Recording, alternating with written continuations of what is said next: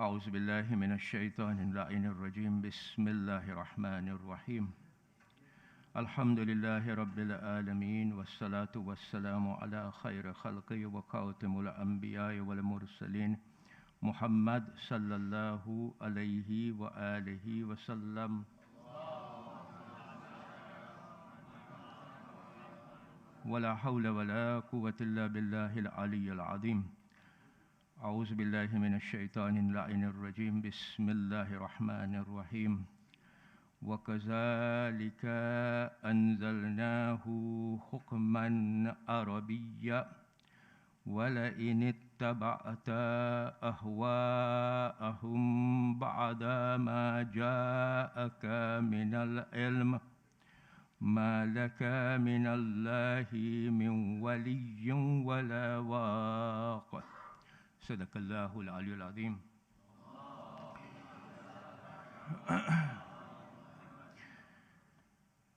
તો આપણી જે સબ્જેક્ટ મેટર છે વિષય તે સૂરત રાદ છે તે આપણે કન્ટિન્યુ રાખશું. ગઈકાલે આપણે 36મી આયતની ચર્ચા પૂરી કરી હતી. આજે આપણે 37મી આયતની ચર્ચા શરૂ કરશું. હવે 37મી આયત ઉપર આપણે આવીએ તો ગઈકાલે આપણે 36મી આયતમાં અલ્લાહ સુબહાનહુ વ તઆલા રસૂલ ખુદાને અહલે કિતાબના વિશે વાત કરી હતી. શું વાત કરી હતી? કે જે લોકો પાસે આસમાની કિતાબ એટલે કે યહૂદીઓ અને નસારાઓ અને જેની પાસે આવી હોય, યહૂદીઓ અને નસારા પાસે આસમાની કિતાબ આવી હતી. અલ્લાહ સુબહાનહુ વ તઆલા કહે છે રસૂલ ખુદાને કે આ જે લોકો પાસે આસમાની કિતાબો આવી હતી, જ્યારે તમે એ લોકોને તમારા ઉપર જે નાઝિલ કરવામાં આવ્યું છે, અમુક લોકો એ સાંભળીને ખુશ થશે અને અમુક લોકો ઇનકાર કરશે. તો અલ્લાહ સુબહાનહુ તઆલા પછી કહે છે રસૂલ ખુદાને કે એ લોકોને કહી દો કે હું માત્ર અલ્લાહ સુબહાનહુ વ તઆલાની જ ઇબાદત કરું છું, એની સાથે કોઈને પણ જોડતો નથી. એની દાવત આપું છું તમને અને એની જ પાસે હું પાછો જવાનો છું. અહીંયા કોર અકીદા અલ્લાહ રસૂલ ખુદા સલ્લલ્લાહુ અલૈહિ વસલ્લમ અહેલે કિતાબને આપી દીધી. આપણે જોશું કે 33મી આયતમાં અલ્લાહ સુબહાનહુ વ તઆલા આઇડલ વર્શિપની આર્ગ્યુમેન્ટ્સ કરી, એટલે કે દલીલો આપી અને એ લોકોને પણ સમજાવવાની કોશિશ કરી. અહીંયા અહેલે કિતાબને સમજાવે છે કે એ લોકોનો જે અકીદો છે એ અકીદો બરાબર નથી. રસૂલ ખુદા સલ્લલ્લાહુ અલૈહિ વસલ્લમ કહી દીધું કે આ અકીદા ઉપર હું ચાલું છું. 37મી આયતમાં અલ્લાહ સુબહાનહુ વ તઆલા કહે છે કે એવી જ રીતે અમે કુરઆનને અરબી ભાષામાં હુકમ બનાવીને નાઝિલ કર્યું છે. હવે આ જે ઇટ્સ વેરી ઇન્ટરેસ્ટિંગ કે અહીંયા જ્યારે શબ્દ અલ્લાહ સુબહાનહુ વ તઆલા શરૂ કરે છે વકઝાલિકા મીન્સ ઇંગ્લિશમાં આપણે કહીએ એન્ડ ધસ, અથવા ગુજરાતીમાં અમે કહીએ કે જેવી રીતે અથવા આમ. તો અહીંયા અલ્લાહ સુબહાનહુ તઆલા કનેક્ટ કરે છે 36મી આયત અને 37મી આયત. 36મી આયતમાં અહેલે કિતાબને સમજાવીને પછી અહીંયા અલ્લાહ સુબહાનહુ તઆલા આવી રીતે કનેક્ટ કરે છે કે એવી જ રીતે અમે કુરઆન અરબી ભાષામાં હુકમ તરીકે નાઝિલ કરી. હવે અહીંયા ઇમિડિયેટલી આપણને સમજી લેવું પડશે કે કેવી રીતે કનેક્ટ કરે છે. એમ કહે છે કે જેવી રીતે પહેલાંના નબીઓ ઉપર આસમાની કિતાબો આવી હતી, એવી રીતે અમે અરબી ભાષામાં હુકમ નાઝિલ કર્યો છે આ કુરાનમાં. સો ઇમિડિયેટલી અહીંયા બીજી વસ્તુ આપણને જાણવા જેવું છે એ આ છે કે અહીંયા શબ્દ જે યુઝ થયો છે તે છે હુકમન. જ્યારે હુકમન શબ્દ યુઝ થાય ત્યારે ઇમિડિયેટલી આપણને અહીંયા આપણું માઇન્ડ ફોકસ કરે છે.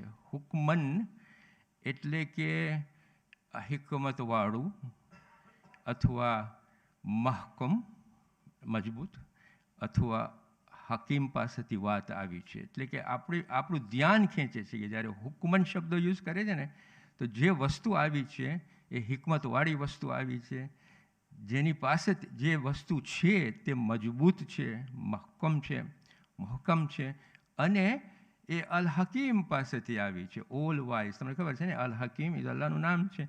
ઓલ વાઇઝ પાસેથી આવી છે. સો આ ઇમિડિયેટલી જ્યારે હુકમન શબ્દ યુઝ થાય છે ત્યારે આપણું ધ્યાન ત્યાં ખેંચાય છે.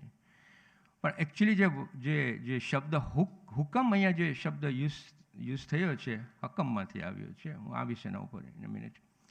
તો આ હુકમ, મુફસ્સિરો આપણને સમજાવે છે કે જ્યારે અહીંયા હુકમન શબ્દ યુઝ થાય છે અને હુકમ એનો અર્થ થાય છે, તો એના મિનિંગ શું છે? What does it mean? અર્થ શું છે? તો અલ્લાહ સુબ્હાનહુ વ તઆલા અલ્લાહ સુબ્હાનહુ વ તઆલાને મુફસ્સિરો 3 મિનિંગો આપે છે આ શબ્દ હુકમના. પહેલો મિનિંગ એ છે કે એ વસ્તુ કે જે બાતિલ અને હકને જુદી કરતી હોય અથવા ફેસલો આપતી હોય. સો દેટ્સ ધ ફર્સ્ટ મિનિંગ. બીજો મિનિંગ છે કે જે અહકામો અલ્લાહ સુબ્હાનહુ વ તઆલા આપ્યા હોય. So this is the second meaning. Third meaning કે જે હિકમતવાળી વસ્તુઓ તમને મળી હોય. અને મુફસ્સિરો આપણને કહે છે કે અહીંયા આ આયતમાં any of this 3 can be used. એટલે અહીંયા સમજાવવાની વાત આ છે કે જ્યારે અલ્લાહ સુબ્હાનહુ વ તઆલા શબ્દ હુકમન યુઝ કરે છે તો એ શબ્દ હકમમાંથી આવ્યું છે. અને હકમ શબ્દમાંથી પછી ઘણા બીજા શબ્દો થાય છે, જેમ કે હુકમ, હુકમન, હિકમત, મુહકમ, હકીમ. આપણે જોશું તો કુરાનમાં ઘણી આયતો છે કે જેમાં હકીમ શબ્દ બહુ યુઝ થયો છે. યાસીન વલ કુરઆનિલ હકીમ, કુરઆન હિકમતવાળી કિતાબ છે. વલ્લાહુ અલીમુન હકીમ, અલ્લાહ સુબ્હાનહુ વ તઆલા હિકમતવાળો અને જાણનારો છે.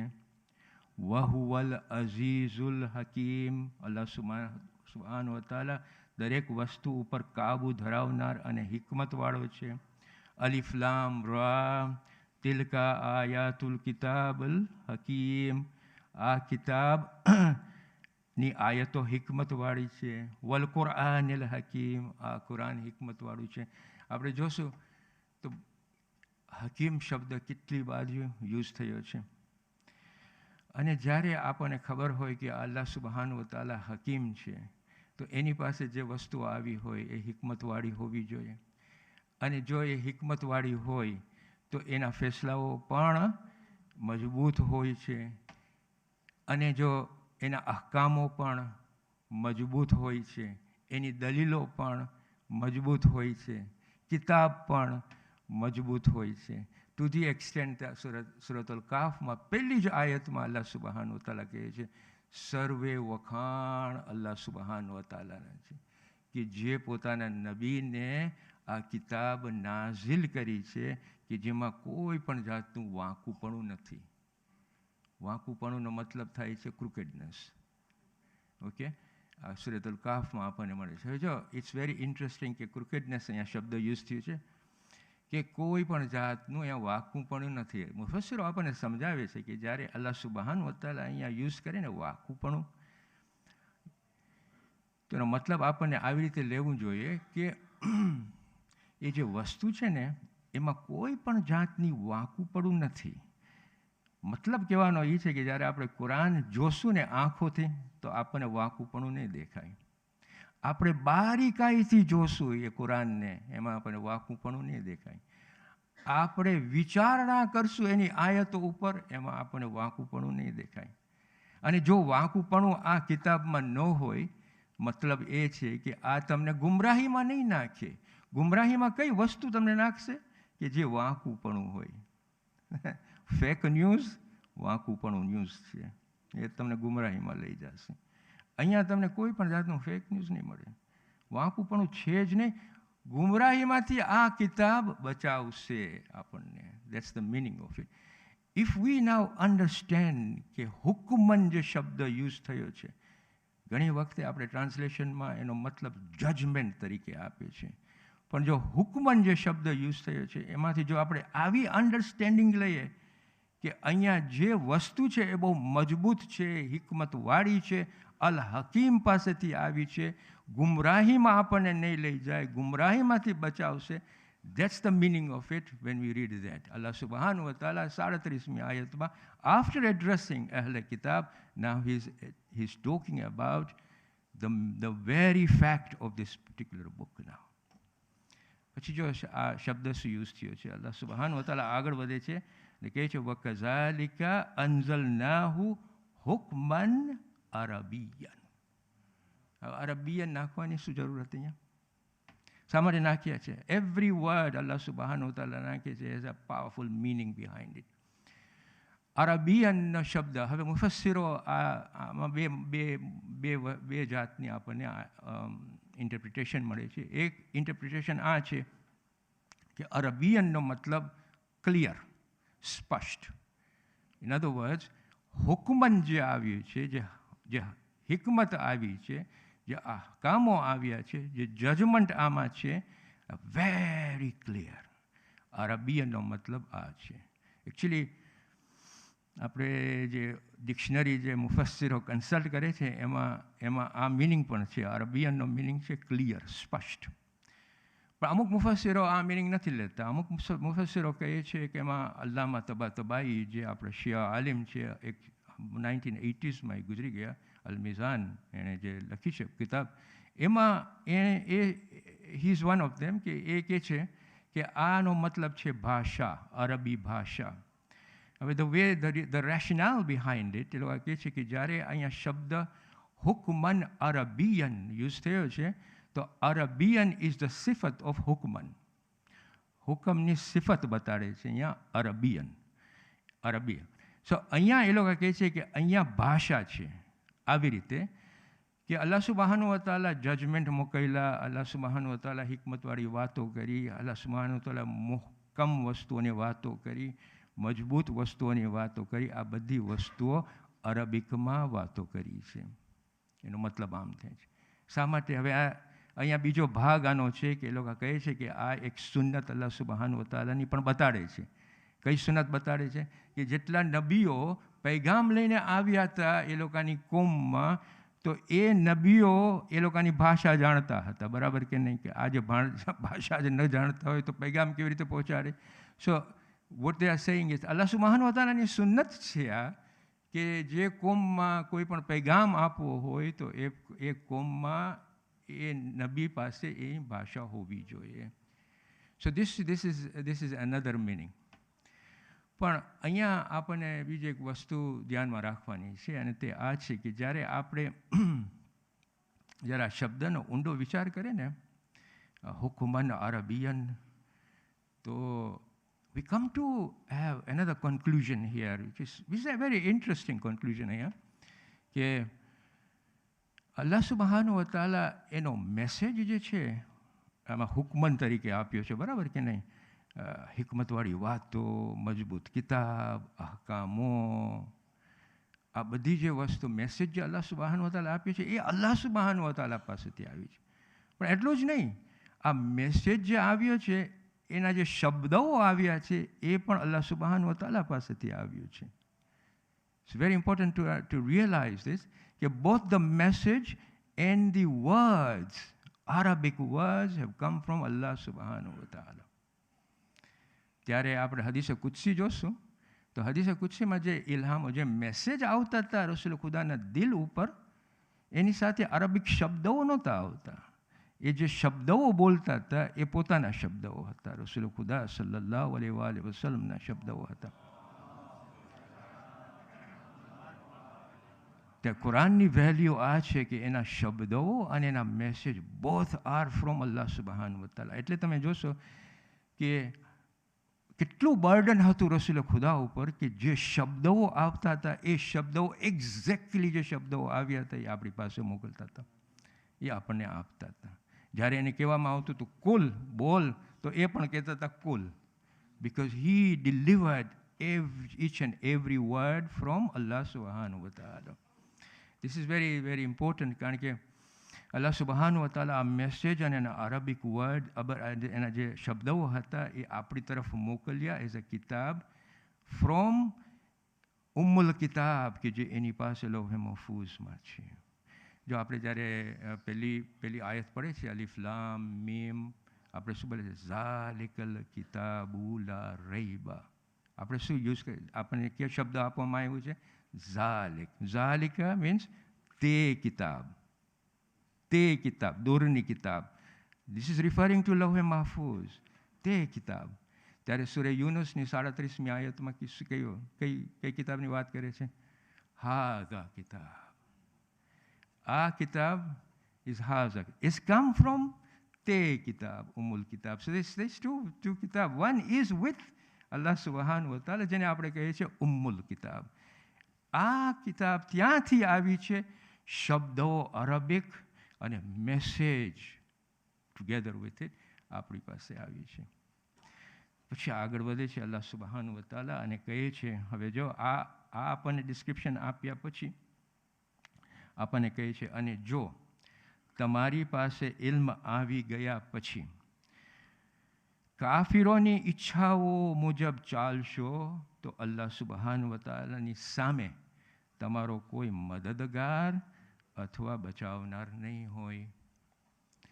You see, after describing all that, you see how fantastically verse number 33, 34, 35, 36, 37, how they connect. પહેલા આઇડલ વર્શિપર્સને એ લોકોને આર્ગ્યુમેન્ટ્સ બતાવ્યા, અહેલે કિતાબને અકીદો આપી દીધા. Now he addresses કે આ જે કિતાબ આવી છે તમારી પાસે, એ કિતાબ જે છે એ કિતાબમાં એ મજબૂત કિતાબ છે, હિકમતવાળી કિતાબ છે, હકીમ પાસેથી આવી છે.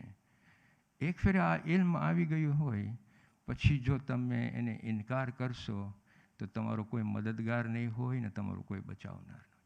It's very important to understand who he is addressing to. He's addressing to, it's a very universal message. He's not addressing to a specific group here. He's addressing to the whole of humanity until the day of Qiyamah. The protection of this book remains with Allah subhanahu wa ta'ala.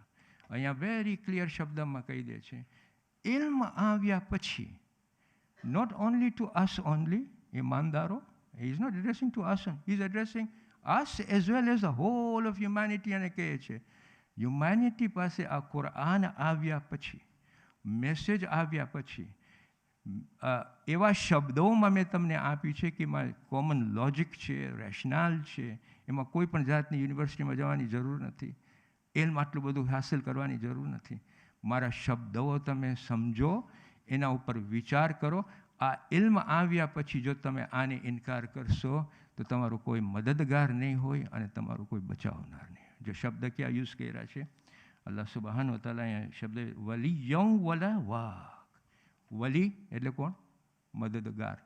તમારો કોઈ મદદગાર નહીં હોય અલ્લાહ સુબહાનહુ વ તઆલાની કુદરતની સામે, અને પછી કે અલ્લાહ સુબહાનહુ વ તઆલાની કુદરતની સામે કોઈ બચાવનાર નહીં હોય. વાક એટલે કોઈ બચાવનાર નહીં હોય, ન મદદગાર હશે ન.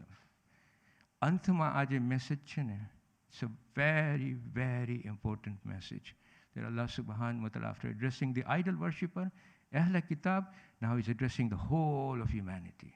આ કિતાબ મેં તમારા માટે મોકલી છે. જો તમે આના ઉપર નહીં ચાલો, ઇલ્મ આવ્યા પછી તમારું કોઈ મદદગાર નથી, તમારું કોઈ બચાવનાર નથી. ઇન અધર વર્ડ્સ, તમે અહીંયા તમારી હવે ખતમ થવાની નિશાનીઓ આવી ગઈ છે. That's the meaning of it. તાબે થઈ જવું પડશે તમને. તમને આ દુનિયામાં અપમાનિક જીવન કાઢવું પડશે અને આખિરતમાં સખત અઝાબ, તમને એનું કોન્સિક્વન્સીસ લેવું પડશે. This is the meaning of it. 38મી આયત જે આપણે નેક્સ્ટ વીક કરશું ઇન્શાઅલ્લાહ, કારણ કે અત્યારે આપણે હું શરૂ કરીશ તો વળી પછી મને વચમાં સ્ટોપ કરવું પડશે. I'll start on 38 next week. 38મી આયતમાં હવે અમુક સ્પેસિફિક વસ્તુઓ અને વાતુઓ જે કાફિરો અને મુશ્રિકો રસૂલ ખુદાને કહેતા હતા કે તું શા માટે પરણ્યો, તારી પાસે ચિલ્ડ્રન શા માટે છે, તું ઇન્સાન ન હોવો જોઈએ, તું એન્જલ હોવું જોઈએ. આના જવાબો અલ્લાહ સુબહાનહુ વ તઆલા 38મી આયતમાં, ઇટ્સ વેરી ઇન્ટરેસ્ટિંગ, 38મી આયતમાં આપે છે. અને we should expand on that and try and understand કે આ કાફિરોની જે આર્ગ્યુમેન્ટ્સ હતી કે અમારી પાસે તો એન્જલ આવવું જોઈએ, ઇન્સાન ના આવવું જોઈએ, એની આર્ગ્યુમેન્ટ્સ અલ્લાહ સુબ્હાનહુ વ તઆલા કેવી રીતે આપે છે. ઇન્શાઅલ્લાહ will talk about it next week. અસ્સલામુ અલૈકુમ વરહમતુલ્લાહિ વબરકાતુહ.